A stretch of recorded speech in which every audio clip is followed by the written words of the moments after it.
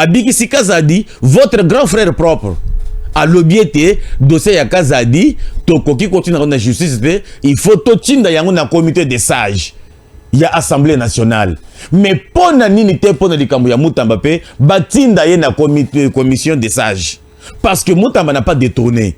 Qui dit détourné, dit que Mbongo ebimi, il y a kosomba télévision, yo ke yo sombi téléphone. Mais Mbongo ebimi te, Mbongo eza na compte na banque vandi wana bien bloqué.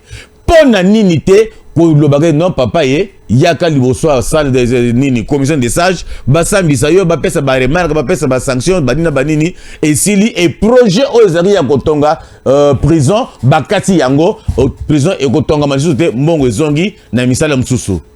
Mais juste pour cela, bazo traquer Mutamba, monsieur le président, tu es là, tu regardes. Tu ne dis rien, monsieur le président. Monsieur le président, je me rappelle bien de vos propos au Lobagé que je vais déboulonner le système.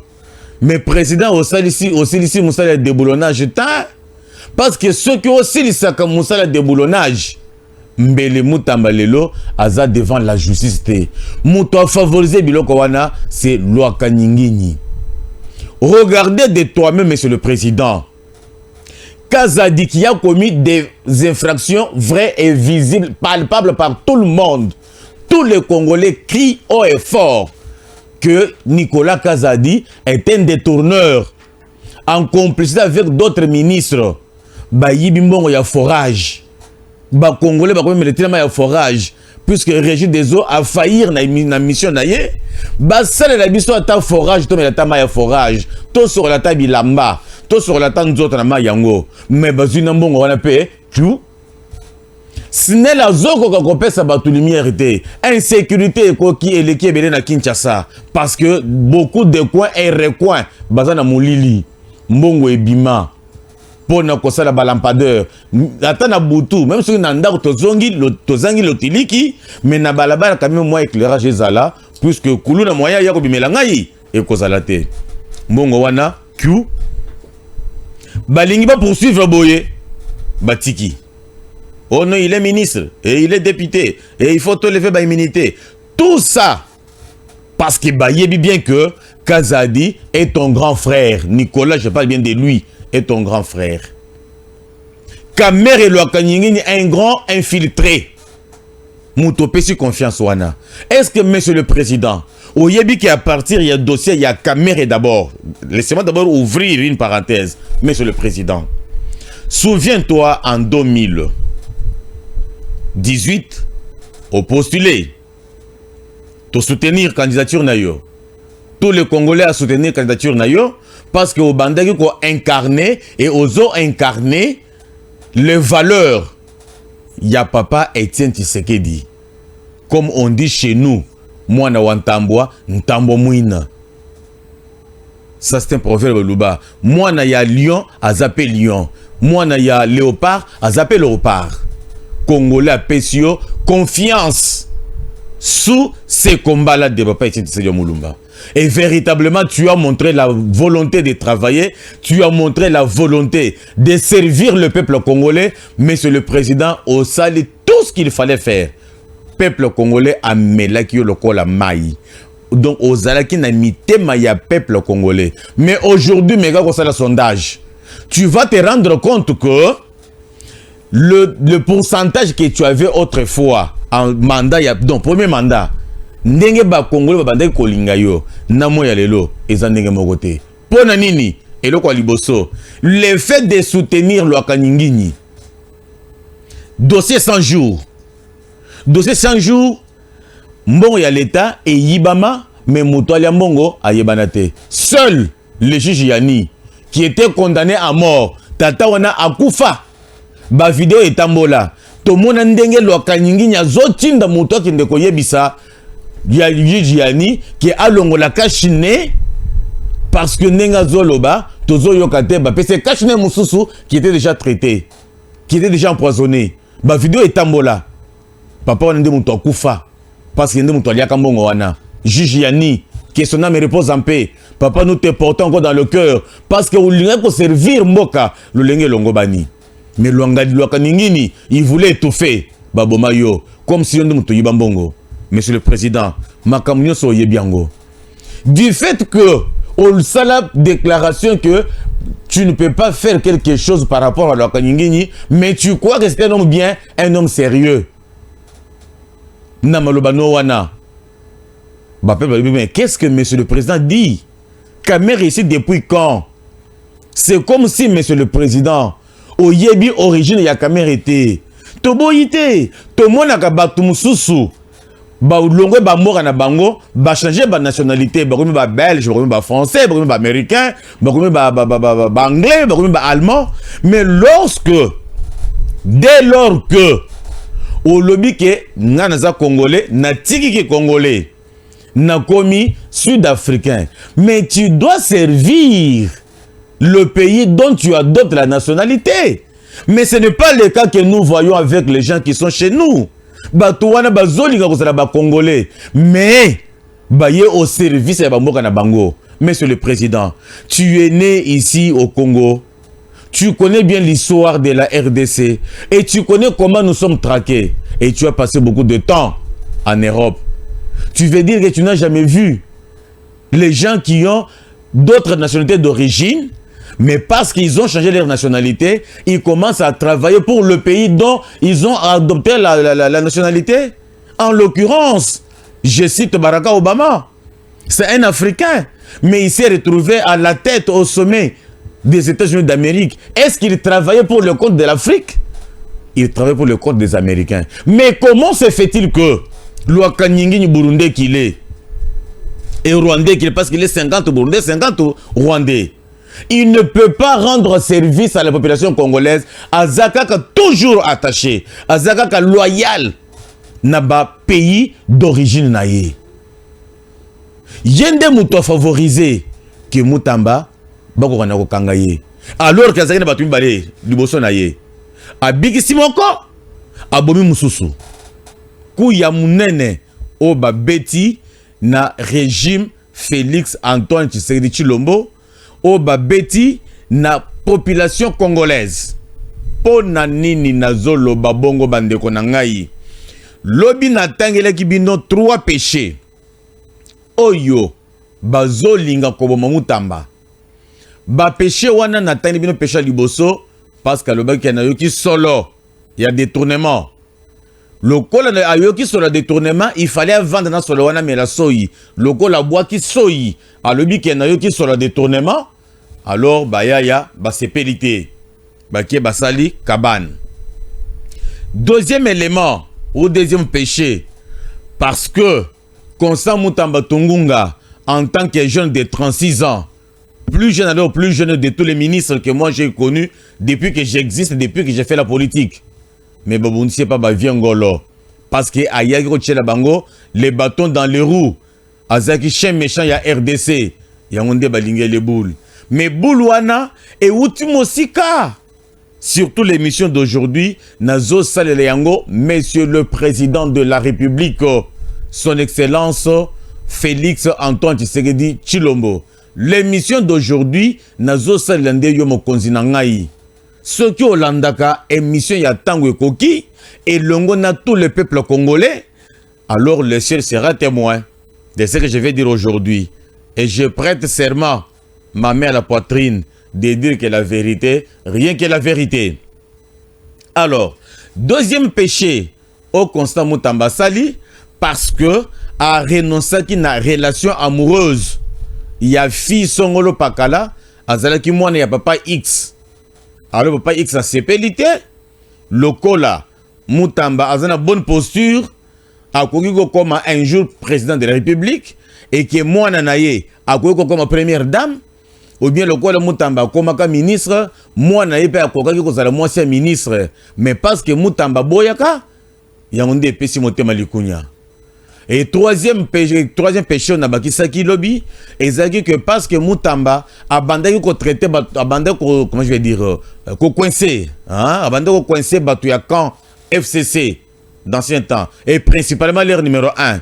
Parce que ceux qui tokoma qui n'a niveau que Balongola, ou bien bapé sa autorisation par le Sénat. Sénat a autorisé que Bako Kanako poursuivre Hippolyte Kanambe na justice. C'est suite à la demande de Constant Moutamba. Bien que Moutamba a produit na bango, mais azana makila ba congolais. Bien que bango nde batu ba forma na monde politique, mais Moutamba azana politique, azana vision ya Congo. Je ne fais pas l'apologie de Moutamba ici, mais je parle la réalité. Alors, batouana basali bloc. Mais parce que toyebi bien origine ya Hippolyte Kanambe, ezana simananga ya Rwanda.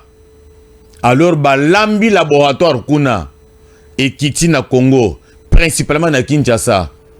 Preuve balongoli Moutamba immunité pour basa la poursuite judiciaire bakangaye kuna na Rwanda bazo jubilé champagne zo melama. Alors pona nini makambo nyonso oyo ezo koma? Parce que na ba institution na biso toza infiltré tina moya lelo. Yo moko oyebi parce que sur 100% de la population congolaise, je peux moi dire à 70% bazo plaider cas ya Constant Moutamba. Quelque part aux hommes que non aux OP ça y gaz. Soyons maintenant politiques. Nous allons d'abord dans la dimension comment je vais dire dimension juridique de popularité tout ça. Soyons maintenant en politique. Toute action que nous menons en politique a une répercussion.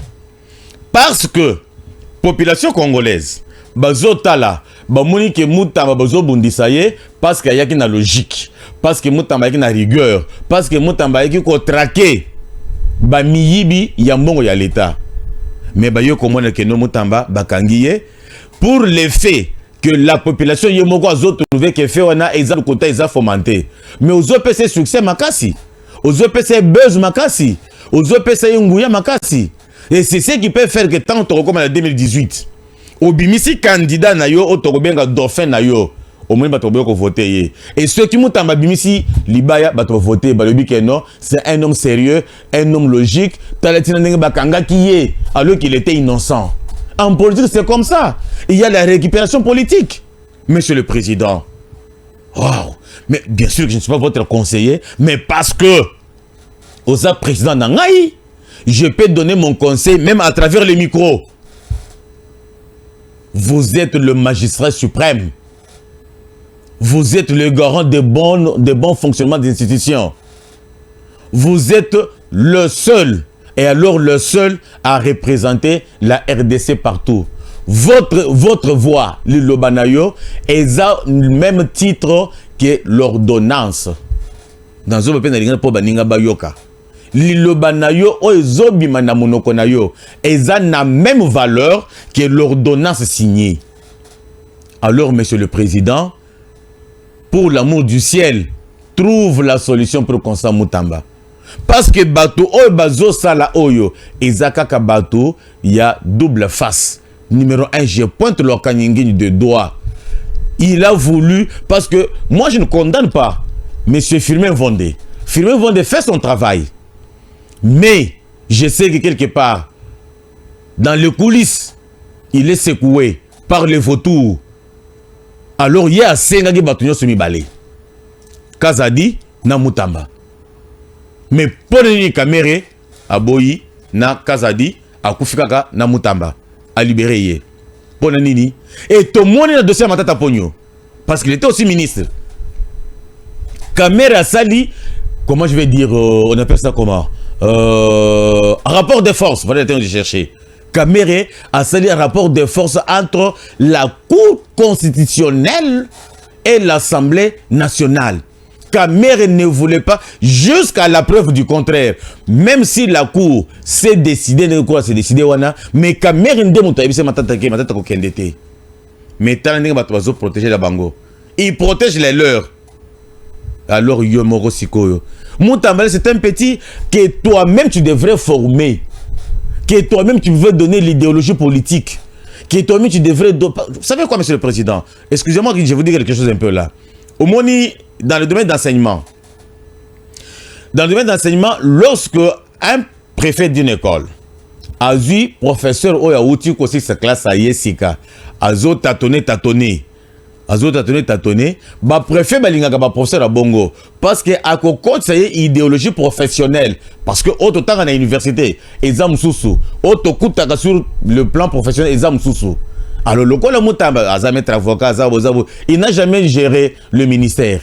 Donc c'était un profane en matière de gérance des ministères. Le col azagi profane yonde so banda ko recycler poste la tête dauphin na yo.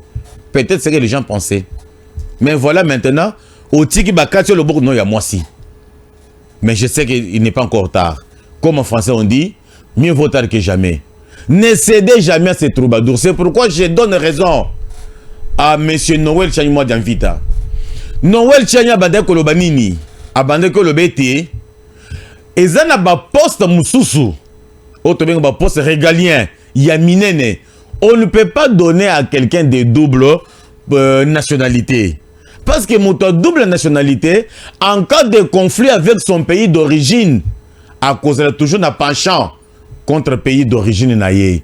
Alors il faut que naba poste wana tozala naba congolais de père et de mère. Pona nini na wuti koloba eloko oyoya Noël Chanyama d'Anvita. O monika mere parce que azana makila motulo na ye et kunda maka na Rwanda kuna. Moi na mai ayebi que Rwanda nde muto azo agressé biso. Ayebi bien que tous les contingents militaires au bazana Goma kuna, au bazana Bukavu kuna, ce sont les Rwandais qui sont là. Quelques têtes ya mike ya ba Congolais de bazawana, ba Congolais ya esprit faible, bato bazawana. Alors, Kamere demande de faire ceci. Gouvernement congolais azwa mbongo atinda na est pour pas qu'il ne fonctionnaire de l'État.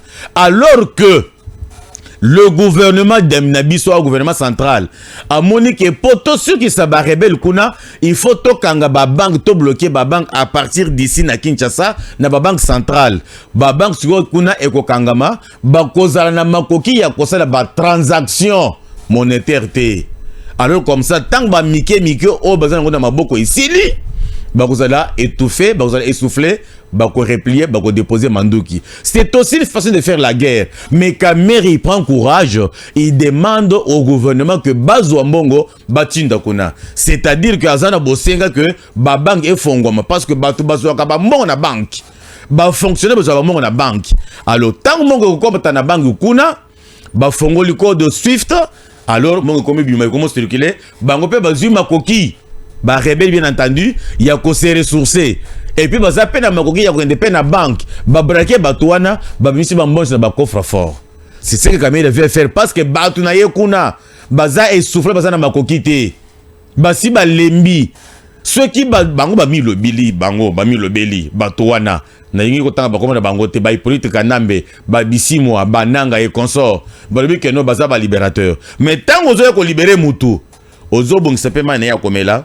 Ozo bongisa fofona ya kolia, ozo bongisa nyonso kendo na libérer ye, tango na koche boye akozala bien. Mais comment boye ko libérer batou, siko batou komola lanzala. Au jour d'aujourd'hui, la vie à Goma est trop chère. La vie à Bukavu, n'en parlons pas. Les dollars comment galoper tira ba 300 quelque chose. Mais bango ça va libérateur. Poni bazo kokate. Alors le kola caméra zamoko na bango. Ayebi ke azamoko na bango aza aliaka yope na se sans que yo oyeba. Azo senga sikoyo pour que bafuta bato bazakuna. C'est-à-dire qu'alingi kolakisa que yende mutaza na bolingo ya ba congolais o baza mopanzi wana. OK toboyite. Mais tango babanda ko bato wana, tango Rwanda bandaki koya, Kamero lobaki nini? Kamera déclaration yo salaki. Pona ko condamner Rwanda, déclaration yo salaki. Pona ko condamner Nanga, déclaration yo salaki. Pona ko condamner Bisimwa. Et l'autre côté. Mais le second, il y a un bolingo, il y a un Monsieur le Président, j'ai fait les analyses ici pour vous seul.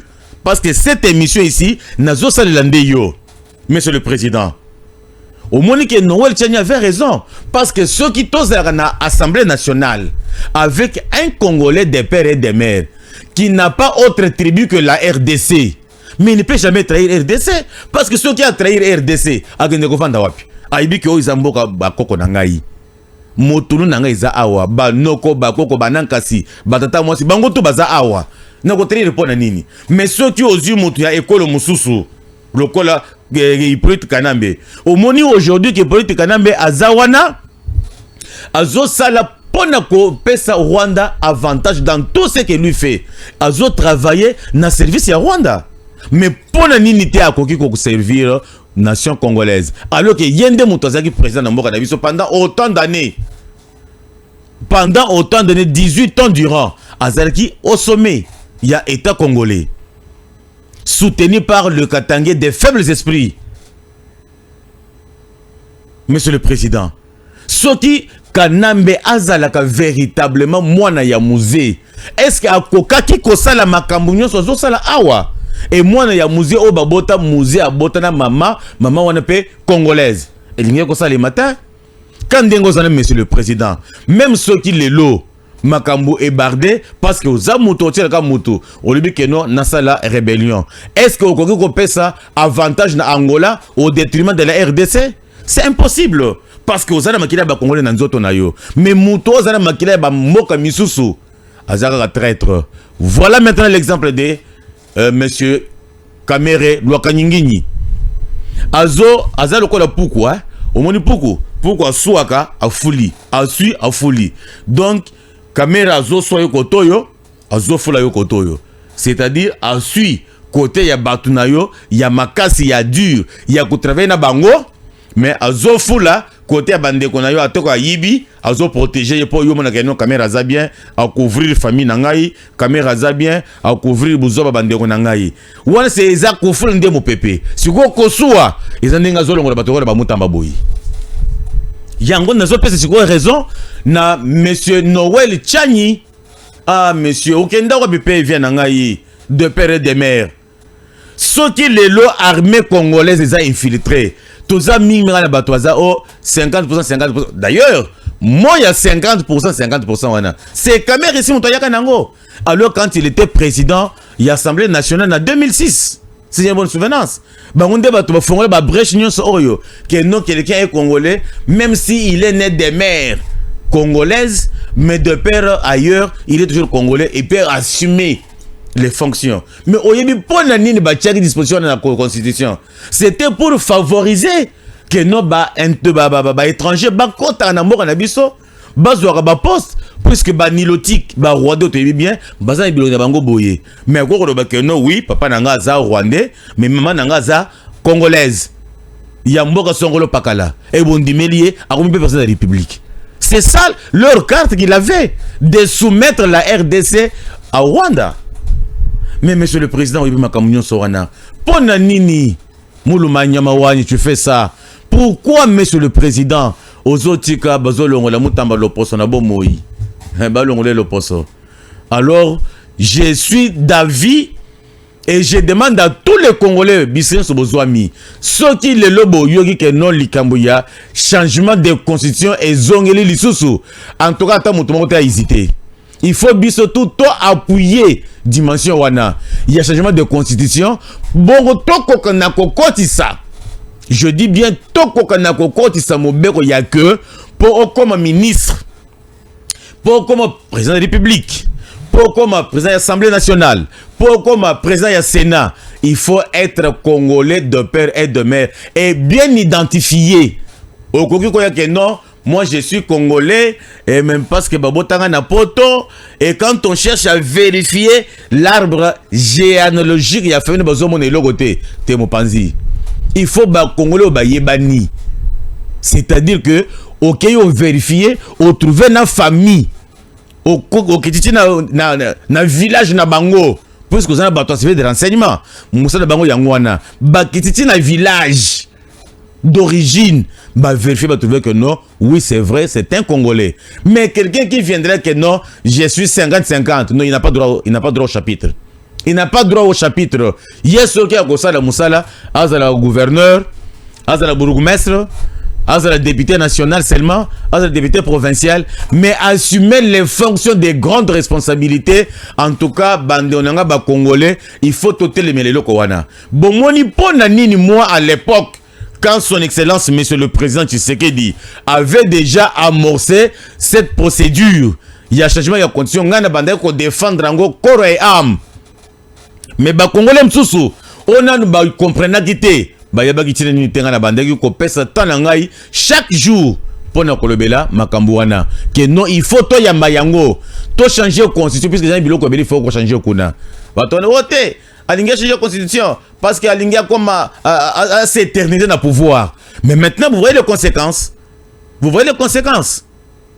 Est-ce que vous voyez maintenant les conséquences, Bandeko Nangaï? Ce qui l'a kaningini là-bas, Azal de père et de mère. Il allait trahir Moutamba. Allez-y comprendre, hein? Moutamba bazo traqué awa, mais na Rwanda bazo sepela. C'est-à-dire que Kamera ça mouta Rwanda. Rwanda de mouta PC injonction qui pesa na justice, ba kuluye, ba tchai na boloko, comme ça à partir de là on te relaisse poison. Ah, et ça ne passe pas ma casse dans mon thème. Dossier à Moutamba. Et ça ne passe si fort. Le jeune ministre, c'est un petit par rapport à moi. Mais parce que j'ai vu ce qu'il faisait comme travail. Bah, tu vas taxer. Oh non, il y a un populisme. Aïe, populisme. Mais qu'est-ce que vous voulez qu'il fasse? Ceux qui m'ont ça le bien. Bah, bêtez-les, Maboko. Tala Sikoyo. Bah, Congolais à 50%. Naba Congolais à 25% Bazali. Même les Congolais, il y a 12% Bazali. Mais il s'est toujours dans les Congolais. Parce que Koko, il y a Koko à maman na bango, c'est qui congolaise, bien c'est qui congolais. Alors il y a pas commis congolais. Non. Non. Ce n'est pas pour rien dans la Bible le Bamaka Boye. Mariez-vous entre vous, les enfants d'Israël. Boba la batobiko le mususu parce que bako komi sakabino ba umo banzambe na bango. En d'autres termes, je peux interpréter que tout ce géraka biso na biso ba congolais. Pour ceux qui tozo côte sa ba mbuma beba paya, ba kosalaka par tous les moyens ba fragiliser biso. Alors, voilà maintenant la conséquence. Elle est claire.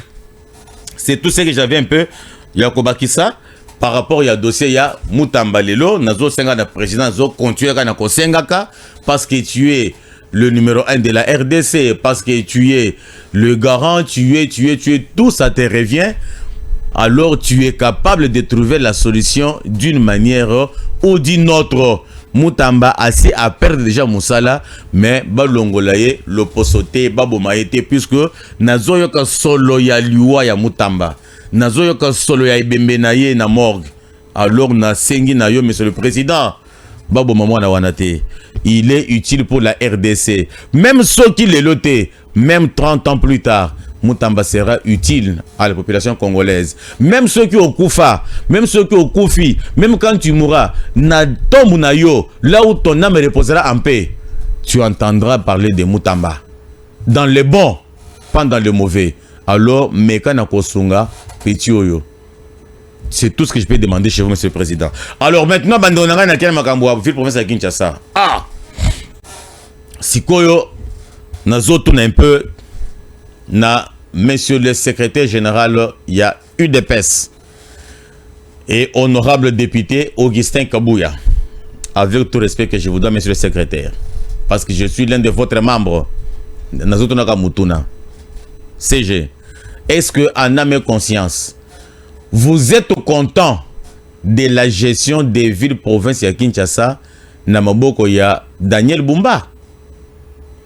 N'oubliez pas, monsieur le secrétaire général, échec, il y a Daniel Bumba, et Zaname Pekanayo, et Zaname Pekanayo UDPS. Mais pourquoi, monsieur le secrétaire général, au stade qui choix Mabé Boye, Bumba ne se retrouve à rien. Donc, à Yébité, à Bandela Wapi, à Soukela Wapi. On a déjà préparé cartouche Chassika. Parce qu'il faut tout instrumentaliser. Assemblée provinciale de Kinshasa. Bako kanako de choarier à Longwa. Bamisa mutumsusu. Oya koki kosunga. Manda yango ye yokomi kokendena kosila. Et c'est là que 2 ans et demi. Nous sommes au mois de juin aujourd'hui. Aujourd'hui le 21. Donc, et c'est seulement 2 ans. Nandambu. D'ailleurs, je peux dire que c'est une année Nandambu. Parce que année Moussousouana, eza année, il y a préparation, il y a élection. Si quoi monsieur le secrétaire général, qu'est-ce que vous allez laisser à la population quinoise? Parce que la population quinoise oyo, bangunde batu babunda ki makasi na lutte oyo, il y a démocratie. Ko bande na temps où il y a papa Etienne Tshisekedi. Ko bande na temps où il y a 13 parlementaires. puisque 13 parlementaires on a Kinshasa avant UDPS essaie d'étendre sur toute l'étendue de la RDC et bandakinde awa Kinshasa et souffrir makasi bato ebele bakufa bato ebele ba pied biloko na bango bato ebele ba tirer le ba infirme ba mususu bakufa na chaîne de bataille na ba marche. Mais qu'est-ce que Kinshasa retiendra de l'UDPS, mon cher parti? UDPS retiendra quoi? Que du règne de l'UDPS, voilà ce que l'UDPS au pouvoir a fait pour la capitale.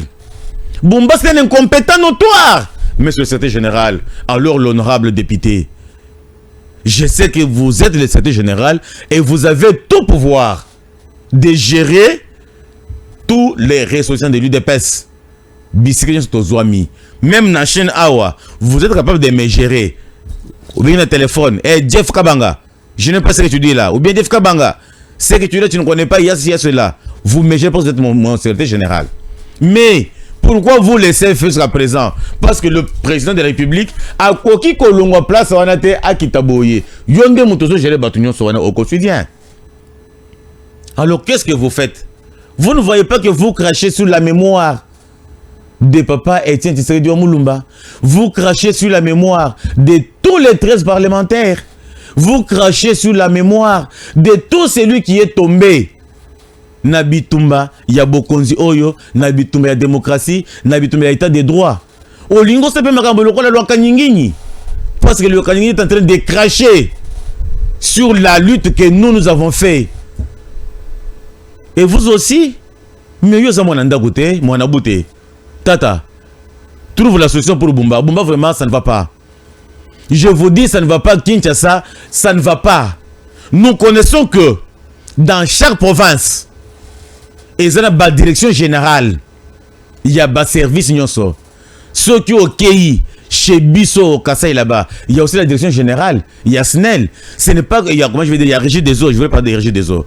Ce n'est pas que Maï Obemerana Kassai oriental Kuna et Zamaï ou dans la direction générale. Ah, donc, Bazuma Yanjili, Batindi Kuna. Non. À partir de Kuna, et ça, il moyen que Bazo, c'est pour Babenda Maya, Lukelenge. C'est comme ça aussi ici à Kinshasa. Maï Otozomela. Et ça, ils ont en Njili Awa. Nous sommes dans le fleuve Congo. C'est-à-dire que nous avons aussi la direction générale. Il y a Régie des eaux à Kinshasa. Mais que fait le Buruko le gouverneur parce que Bakina n'a pas ça maï. Le gouverneur Salanini. Est-ce que cela relève seulement du gouvernement central? Non. Le gouverneur a aussi le pouvoir de contrôler au niveau provincial. La SNEL n'en parle même pas. On ne va pas seulement voir la direction nationale, mais il y a aussi la direction générale pour Kinshasa. Et voir qu'est-ce qui ne va pas et qu'est-ce qui va. Et amener un remède. Oh! C'est trop compliqué.